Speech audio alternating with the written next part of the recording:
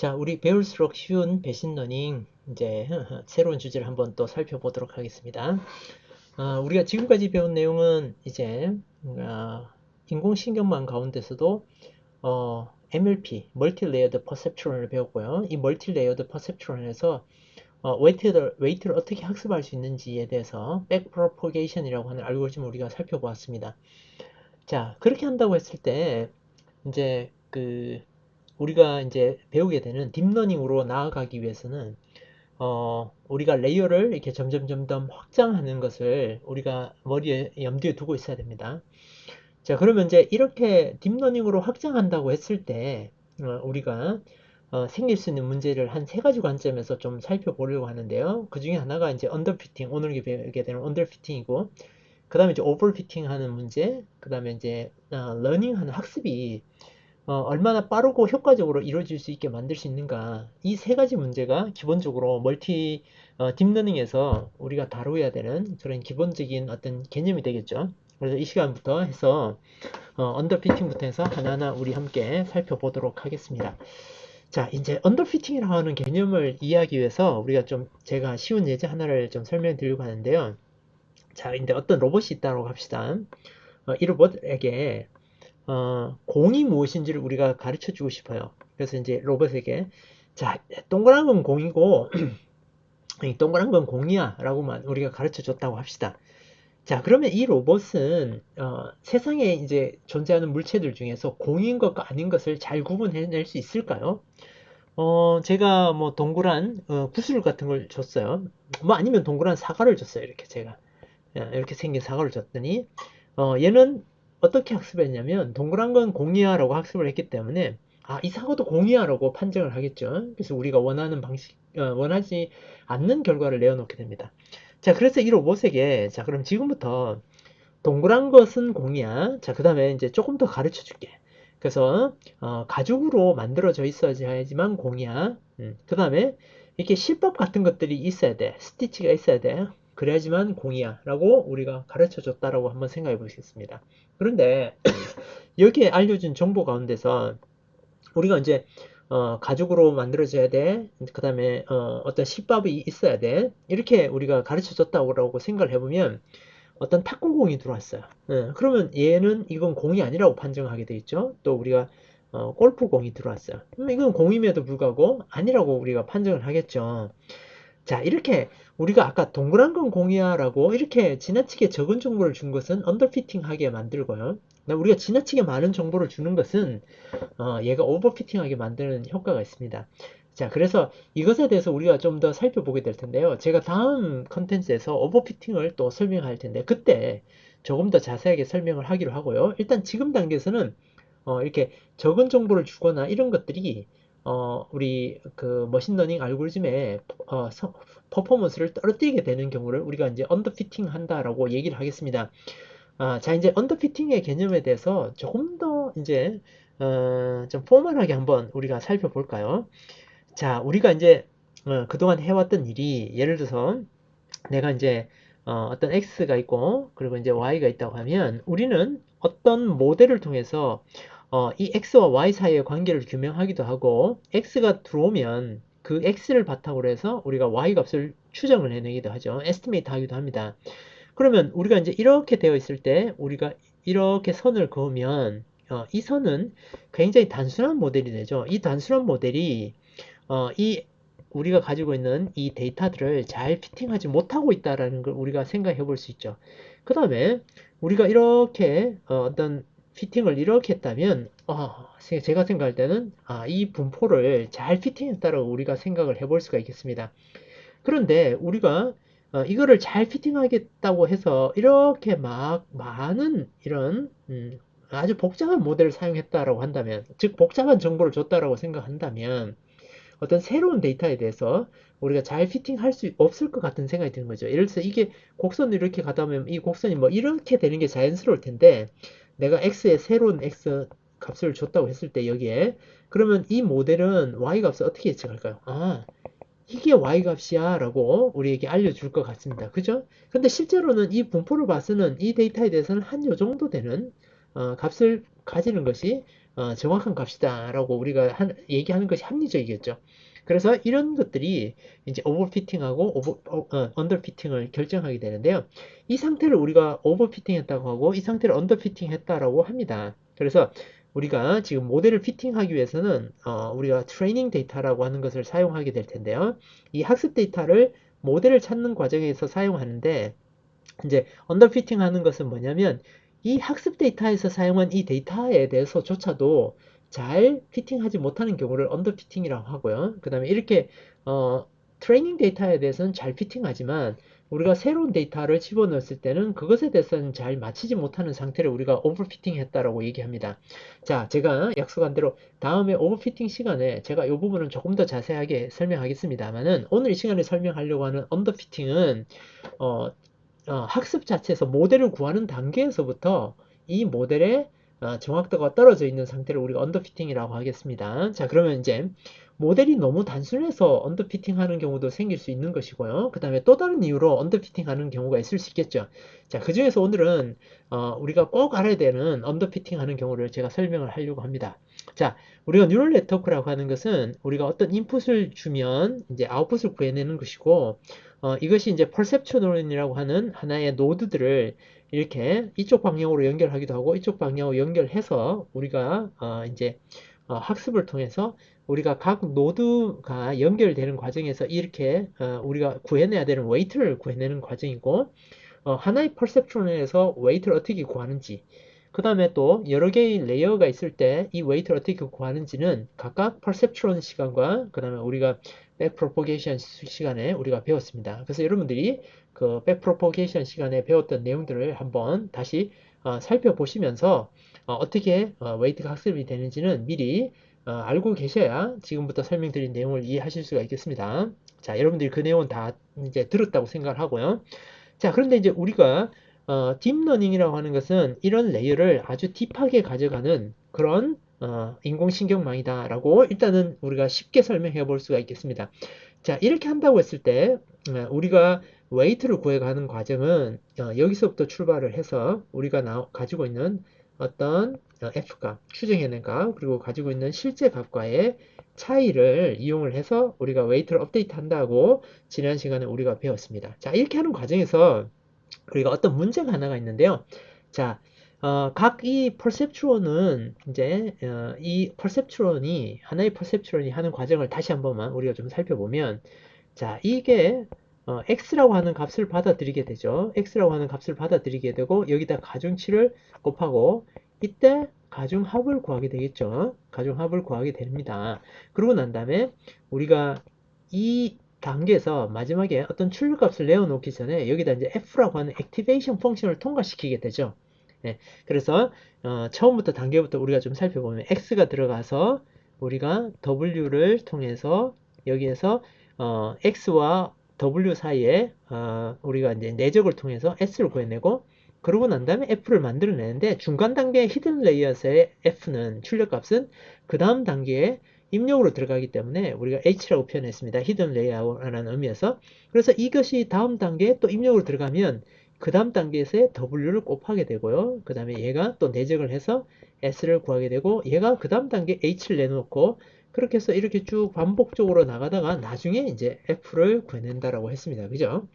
자, 그때 우리가 이제 백프로포게이션에서 우리가 찾아내야 되는 건 요 w들이잖아요. 그래서 이 w들을 구하기 위해서는 우리가 이제 이 f라고 하는 함수를 우리가 결국 뭐에 대해서 미분해야 되냐면 내가 구하고 싶은 w에 대해서 미분을 해야 되는데 이걸 바로 못하니까 f를 우리가 지금 f 직전에 있었던 건 뭐죠? f 직전에 있었던 건 s가 되겠죠.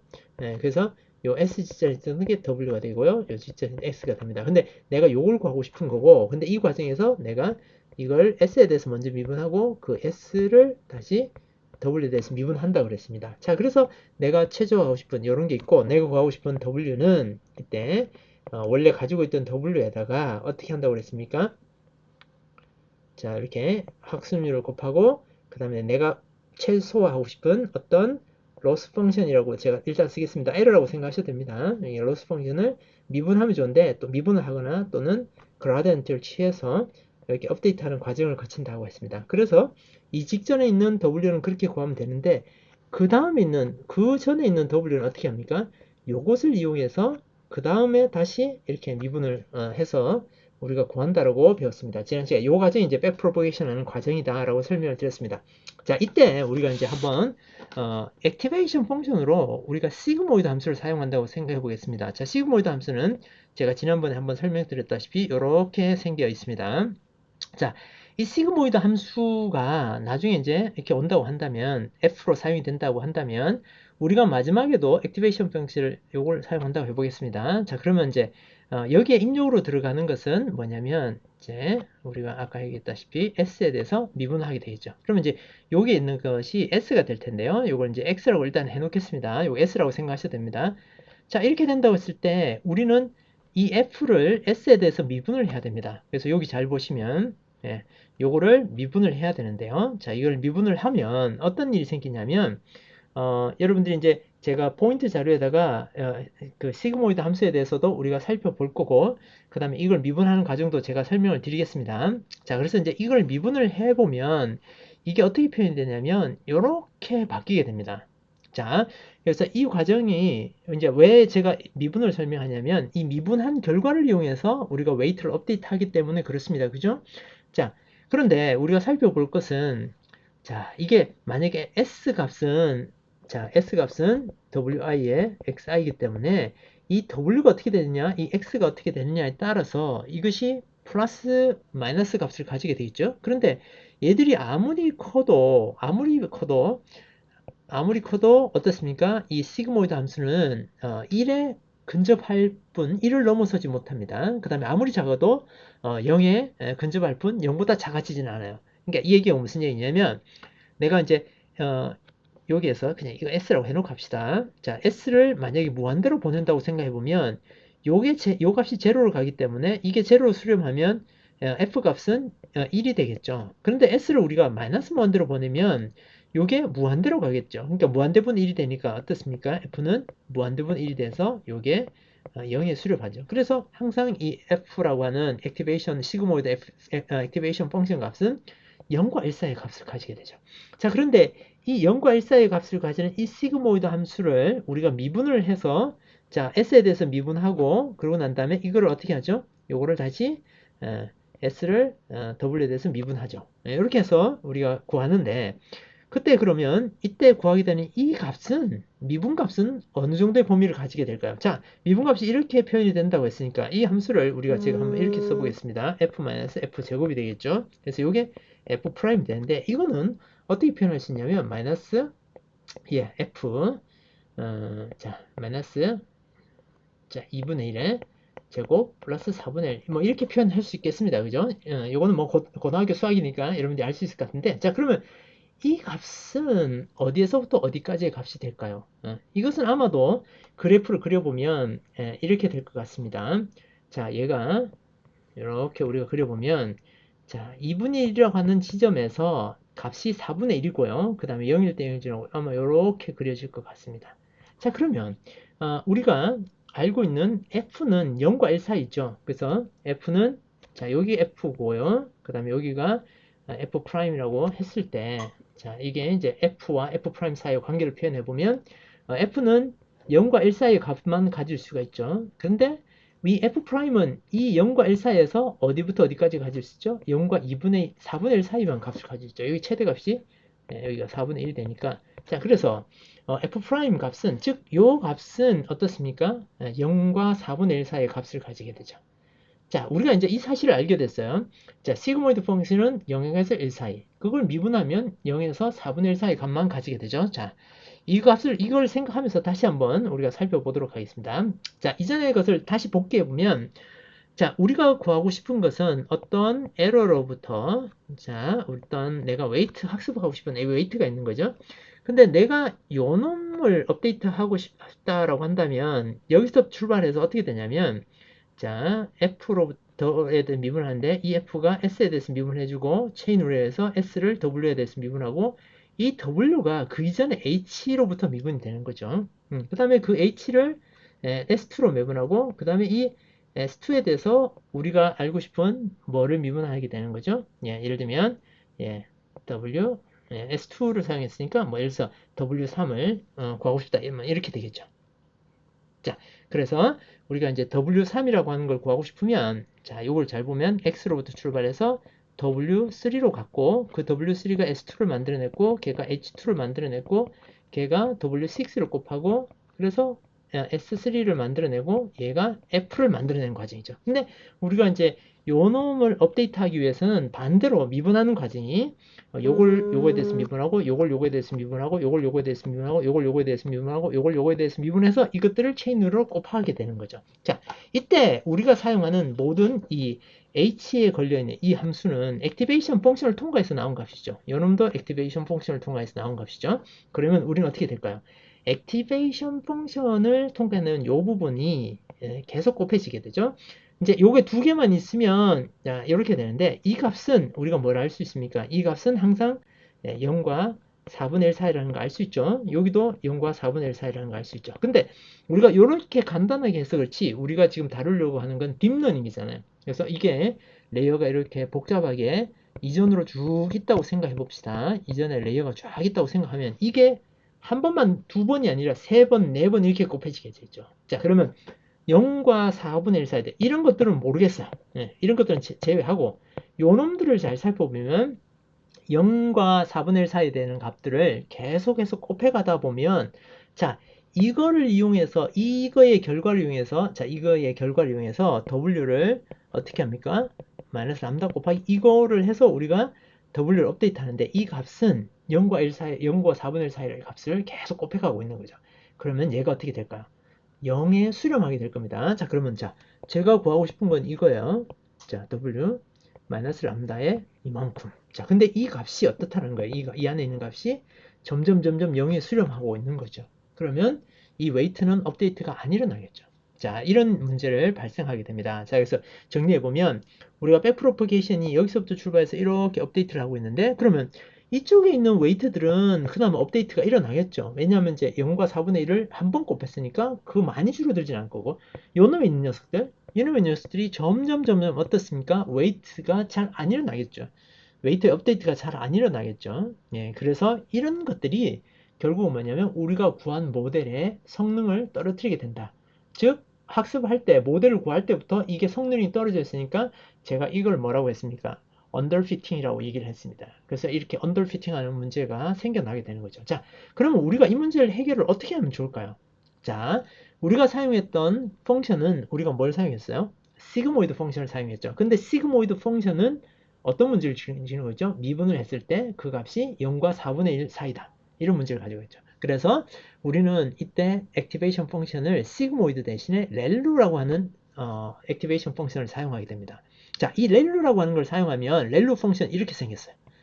자, 맥스 자, 0과 x라고 한번 해보겠습니다. 그러면 x가 0보다 크면 x값 그 자체를 가질 거고 x가 0보다 작으면 어떻게 될까? 0값이 거죠. 왜냐하면 x가 0보다 작으니까 음수보다 요게 더 맥스니까 요걸 취하게 되겠죠. 그래서 이걸 그래프로 표현하면 이렇게 되죠. 자, 그러면 이거를 미분해서 우리가 업데이트 한다고 생각을 하면 이건 어땠어요? 이 과정에서는 미분값이 얼마가 되죠? 네, 1이 되고요. 그 다음에 이 과정에서는 미분하면 기울기가 제로가 되니까 제로가 됩니다. 그러니까 이렇게 생겼죠. 자, 그러면 자, 우리가 아까 내가 W를 W 마이너스 람다의 어떤 미분, 그러니까 L 미분, 그러니까 어떤 로스 펑션을 미분한다고 생각했을 때 그 로스 펑션이 포함하고 있는 액티베이션 펑션에 대해서 우리가 미분을 해봐야 어떻습니까? 1이죠. 그러니까 그 값을 계속 보존하게 되어 있죠. 아까처럼 0, 1보다 작아서 1보다 작은 값을 계속 곱해 나가는 일이 생기지 않게 되는 거죠. 자, 그래서 이런 렐루 펑션을 사용하는 것이 답이 될 수 있겠다. 근데 다만 여기서 보다시피 0보다 작으면 내어놓는 값이 0보다 작으면 이쪽도 0이 되는 문제가 있구나. 그래서 어떻게 합니까?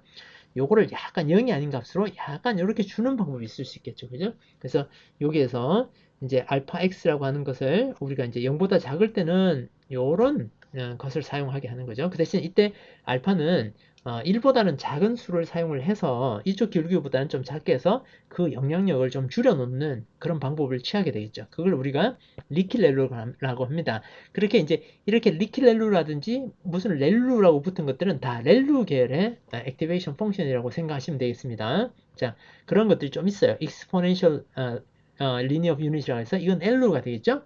자, 이런 L라든지 아니면 parametric rectified linear unit이라든지 이런 것들이 다 뭐냐면 자, 아까 렐루라고 똑같이 비슷하게 생겼는데 이쪽 부분을 조금 더 처리를 해준 거고요. 그 다음에 여기 보면 parametric 렐루라고 하는 이거는 뭐냐면 아까는 자, 이렇게 했을 때 이 알파를 상수로 줬죠. 그러니까 정해진 값을 딱 집어넣는데 이때 사용하는 파라미트릭하게 한다는 건 뭐냐면 이거 자체를 파라미터화 하는 겁니다. 그러니까 우리가 문제를 푸는 과정에서 이걸 고정시켜 놓고 문제를 푸는 게 아니라 이것도 같이 풀어내는 방식으로 하겠다라는 거예요. 이게 이제 파라미트릭 렐루가 되겠습니다. 자, 이렇게 해서 뭐 제가 여러 개의 렐루 계열의 액티베이션 펑션을 소개해 드렸습니다만은 그냥 우리는 렐루만 일단 생각해 보겠습니다. 렐루를 생각해 보면 미분을 했을 때 그 미분 값이 1과 0 사이의 값이 나와서 반복돼서 곱해져서 웨이트가 업데이트 되지 않는 경우를 우리가 해결해 줄 수 있는 그런 방법이다 라고 생각하시면 되겠고요.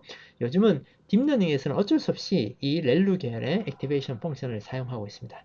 자, 우리 한번 정리해 보겠습니다. 그래서 우리가 이제 액티베이션 펑션을 사용할 때 시그모이드 함수를 쓰면 0과 1 사이에 되는 값, 뭐 좀 더 정확하게 얘기하면 0과 4분의 1 사이에 되는 값들을 계속 곱해서 어떻습니까? 계속 곱하다 보면 이쪽에 가서 웨이트가 학습이 일어나지 않게 되겠죠. 왜냐면 시그모이드 함수를 사용하면 웨이트가 이쪽에서는 거의 업데이트가 일어나지 않죠. 근데 렐로 펑션을 사용하면 이쪽에 가도 색깔이 옅어지지 않았죠. 그래서 그만큼 웨이트 업데이트가 정상적으로 일어나게 만드는 거죠. 그래서 언더피팅 하는 문제를 우리가 해결해낼 수 있습니다.